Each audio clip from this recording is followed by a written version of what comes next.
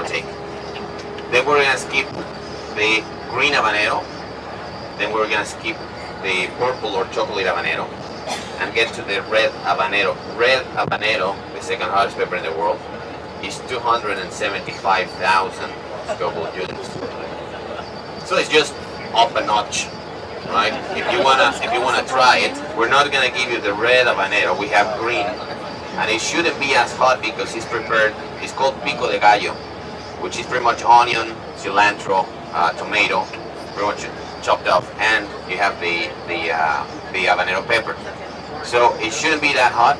But anyway, if you want to try it, try a little bit at first. Okay? If you can handle it, then you can have some more. But try just a little bit to start with, right? So this is at lunch. So that was the second stop, right? We're gonna go from lunch. We go to the third stop, which is the visit to the Mayan family. And in the case of the Mayan family, do not expect to see the Maya as they were living hundreds of years ago. Okay, that doesn't happen anymore. Not with the Maya, or for that matter, with any ancient culture. What we're going to see is how the Maya live today. That means what they have preserved from the ancient way of life and the influence from the modern life.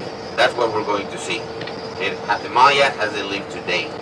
So sometimes the reps tell you to bring something for the families, like a gift. I don't know if they did. If they did and you brought something, first thank you, and then when we get there, give it to the mother, right? Because I don't want to create more expectation on the kids than what they already have. That means I don't want them to see the bus and then wait for something. So give it to the mother, also because we never know if the kids were good or not. So the mother says you're grounded, and then in comes the bus and starts giving away stuff. Not exactly the best message. So give it to the mother. She will decide when and who to give it to, right? And if you didn't bring anything, do not worry at all. In my personal opinion, it's actually better that we don't bring all these things, at least not everybody, because if everybody brings something, we come quite often, and they're going to be loaded with a lot of things that they're not going to use, and especially if we bring sweets or candies, because it would be very often, and in a couple of months they would have rotten teeth. Right? So give it to the mother. She will decide when to give it out. If you didn't bring anything, don't worry at all. Besides, there's different ways of supporting the culture. I don't really like to say helping these people, because they don't need help. Right? We have this wrong concept. So it's just, if you want to support the culture, there's different ways to do it. And actually, just by coming on this tour, you're already doing it. Part of the money that you paid for the tour goes to these families already, right? So don't worry at all. If you didn't bring anything, it's, again, in my opinion, better. And that is at the Mayan village, or with the Mayan family. Now, sometimes they cook handmade tortillas for us. If they do it, feel free to try them. I guarantee it's one of the best tortillas that you could ever have.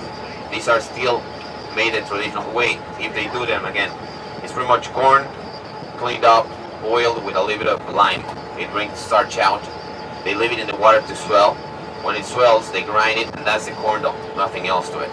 They cook it in the firewood, and that is, again, the best tortilla that you could ever have. There's nothing better than that. That's the real deal. So if they do it, feel free to try them. And that is at the Mayan village again. From that point, we start heading back already to the main road that we were a few minutes ago, and we're going to have a technical stop, okay, for you to use the toilets.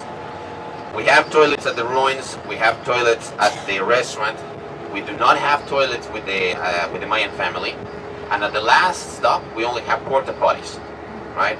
So in between the Mayan, with the visit to the Mayan family and the last stop, we're going to have this technical stop for you to use the toilets. I recommend you also to change into your bathing suits in case you don't have them on, so that when we get to the last stop, this is when we can get in the water, and everybody's ready to get in the water. You don't have to change clothes, get in the water, and come out and change clothes again. Since we're already stopping there for you to use the toilets, you might as well get changed into your bathing suits.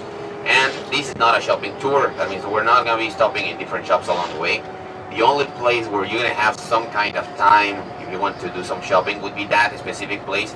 And we're going to be there for about 20 minutes, right? Not more than that. So 20 minutes.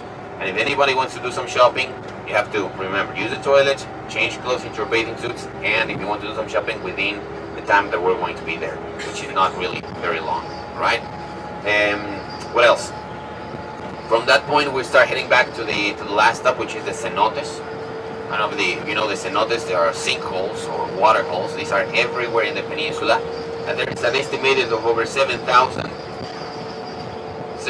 of them all over the peninsula. So if you can imagine a map of the peninsula and then put 7,000 dots all over it, that's what you would have in cenotes. Apparently all of them connected, and for you to have an idea of the underground rivers, so far scuba divers have mapped about 550 kilometers of underground rivers, like about 280 miles or so, which driving in about 4.5 hours would be done. Scuba diving, that's a whole different thing. That has taken decades, and that is as far as they've done, because there are still some of the ones that they haven't explored, some of the ones too narrow that they cannot go through, and these were sacred places for the ancient Maya. They are still today. They were the main source of water for the ancient Maya. They are still today, and it's actually the second largest source of water in Mexico. So we want to keep it as clean as possible. So I'm going to ask you a big favor. If you haven't used any sunscreen or sunblock, unless it's biodegradable, I'm going to ask you not to use it, or don't use 3 coats of it, as it should be any other day for that matter. Because if it has oil or chemicals, some of that will stay at the end of the day in the water. We cannot clean it. It's always running through the underground rivers, and eventually this oil leads to the ocean, kills the coral, affects the fish, and it's a big mess. So to keep everything as clean as possible, please try not to use it unless it's biodegradable. Okay? If you can imagine the pool, right, in a hotel after a very busy day, and you see it, sometimes they have this oily layer. That's what you would have in the cenotes, or and for that matter in the ocean. So try not to use it unless it's biodegradable. And this is the last stop. From that stop, we're gonna take you back to your hotels. The drop-off will be quicker. The people that were on the van this morning, that they picked you up in the van to bring it to the bus, we're gonna do the same thing on the way back, so that you don't go